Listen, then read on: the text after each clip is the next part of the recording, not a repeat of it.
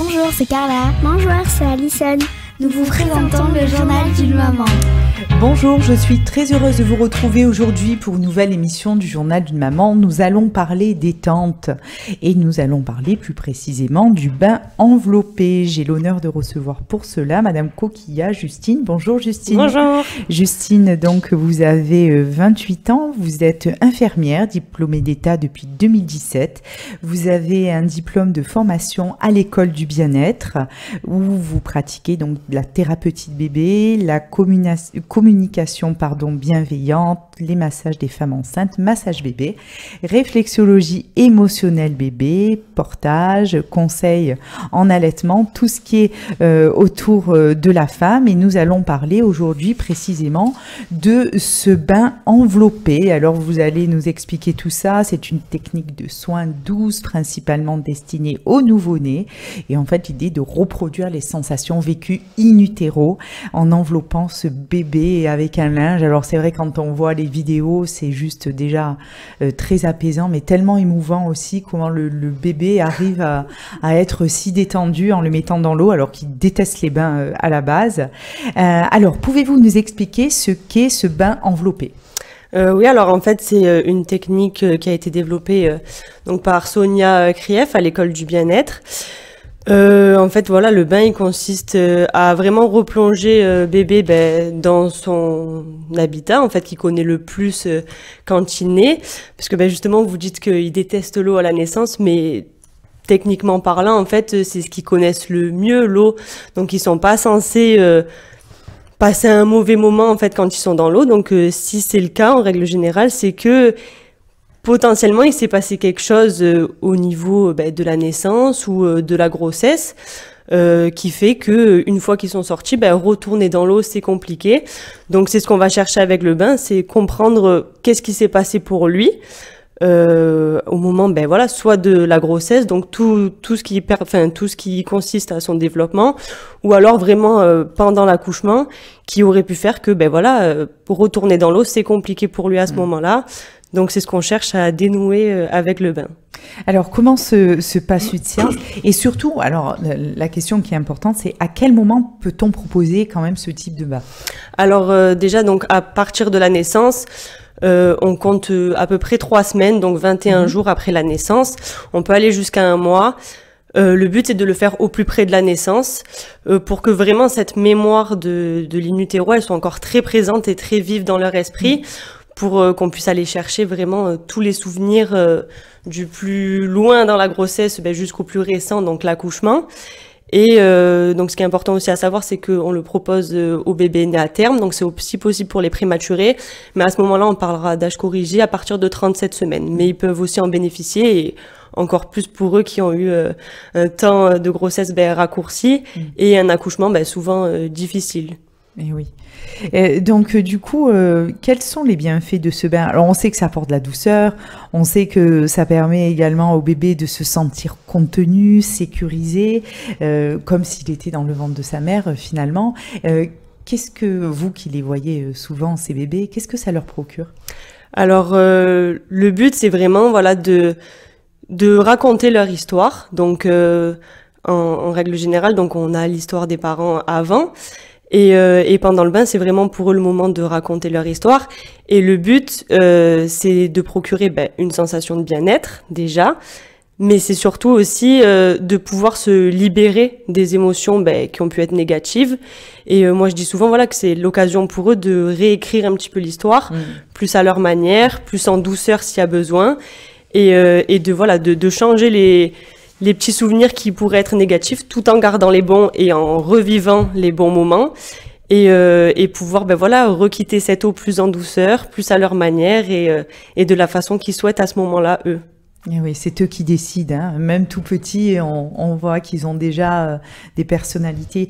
Et pour les parents, du coup, on voit toujours des parents très très émus. En quoi ce moment est-il si précieux pour eux ? Alors, c'est vrai que pour les parents, c'est toujours impressionnant parce que il y a des parents qui arrivent en sachant et en attendant ce moment et en sachant très bien ce qu'on va faire et quel est le but du bain. Et de plus en plus, j'ai des parents qui arrivent parce que c'est quelque chose qu'on leur a offert, donc ils savent pas du tout à quoi s'attendre. pour la plupart, ils savent pas trop ce qu'on va faire. C'est un petit bain et voilà, on va passer un bon moment. Mais ce qui ressort le plus souvent, c'est que c'est un moment d'émotion vraiment très très intense. Et pour beaucoup de mamans, c'est voilà une renaissance. Et il y en a plein qui me disent qu'elles prennent conscience à ce moment-là, ben voilà qu'elles ont accouché, qu'elles ont donné la vie et que on revoit voilà son bébé refaire plein de mouvements qu'il a fait pour en arriver jusqu'au moment de sa naissance. Et du coup, c'est quelque chose de très intense. Et pour les papas aussi qui du coup le vivent d'à côté, la maman, voilà, qui ont pas les sensations de la grossesse, qui ont pas ce lien avec le bébé, ben, tant qu'il est dans le ventre. Alors, ils ont des liens, mais pas autant, voilà, puissants qu'une maman. Et du coup, pendant le bain, c'est vraiment, voilà, une reconnexion à son bébé. Et voilà, c'est pour eux, en tout cas, les retours que j'en ai, c'est vraiment très intense et très, très émouvant. Alors, ce qui est interpellant aussi, alors les parents qui ne connaissent pas, qui ont eu ce bon cadeau, il y en a beaucoup qui vont en disant, bon ben voilà, la personne va baigner notre enfant. Mais en fait, ils participent activement au bain. Oui. Et ils sont, voilà, ils découvrent aussi le toucher, ils créent peut-être ce lien, en plus avec le papa, ils créent ce lien avec l'enfant autour du bain. Mais c'est vrai qu'il y en a beaucoup, voilà, qui ont l'impression que c'est la personne qui va baigner l'enfant, alors que pas du tout, en fait. C'est vraiment quelque chose qu'ils font ensemble. Oui, c'est ça, c'est un partage. Alors, c'est vrai que moi, j'ai beaucoup de présence pendant le bain. Alors déjà, moi, je fais beaucoup, mais ce qui est très important pour moi, c'est d'avoir, ben voilà, déjà cette discussion avec les parents avant, pour savoir, voilà, comment s'est déroulée la grossesse au niveau des parents, qu'est-ce qui s'est passé pour eux. Donc ça, c'est important aussi d'avoir leur ressenti avant. Et pendant le bain, ils sont, voilà, tout à côté de moi. Ils participent vraiment au plus près avec moi. Je les fais aussi, voilà, participer. Donc ils prennent le relais à un moment donné, ils tiennent leur enfant. C'est le moment pour eux, ben voilà, de parler, de peut-être dire des choses qu'on n'a pas osé dire ou qu'on n'a pas pensé à dire pendant la grossesse. Et c'est surtout à la fin du bain, quand voilà, il arrive le moment de l'accouchement, du coup, ou la sortie du bain. Là, j'ai vraiment besoin d'eux pour encourager bébé à sortir, pour le rassurer et pour le récupérer. Moi, je tiens vraiment à ce que ce soit eux qui le sortent du bain pour recréer vraiment, voilà, la sortie. Et quand maman attrape bébé, parce que souvent on propose à maman, donc ben c'est le moment aussi de proposer à papa de faire cette sortie-là. Et moi, ce que j'adore faire, voilà, en fin de bain, c'est de refaire un pot à pot qui, ben parfois n'a pas pu être fait pour des raisons médicales. Hein.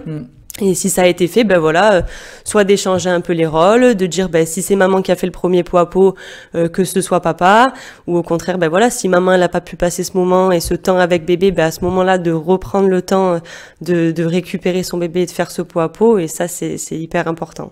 Ouais, le pot à pot, c'est vrai que c'est des moments magiques. Du coup, est-ce qu'il est possible de réaliser ce type de bain à la maison? Vous vous déplacez au domicile? Alors, c'est possible. Moi, personnellement, j'ai un studio sur Traite, du coup, avec mon associée Elsa. C'est vrai que en termes de praticité, j'ai tout installé du coup ben voilà une baignoire à ma hauteur pour que je sois plus confortable, parce que ben c'est vrai que pour manipuler bébé je l'ai fait à domicile et en fonction ben des salles de bain, voilà, des baignoires à disposition. La manipulation elle est compliquée parce que ben ils se tournent, ils font comme ils faisaient dans le ventre, donc des fois c'est imprévisible, ils ont des mouvements voilà, parfois très vifs, donc il faut que je puisse être quand même à l'aise dans la exactement, pour moi c'est plus sécurisé. Et du coup, voilà, c'est quand même plus agréable pour moi de le faire au niveau du studio. Maintenant, voilà, ça m'arrive de me déplacer quand il y a des mamans qui peuvent pas le faire, hein.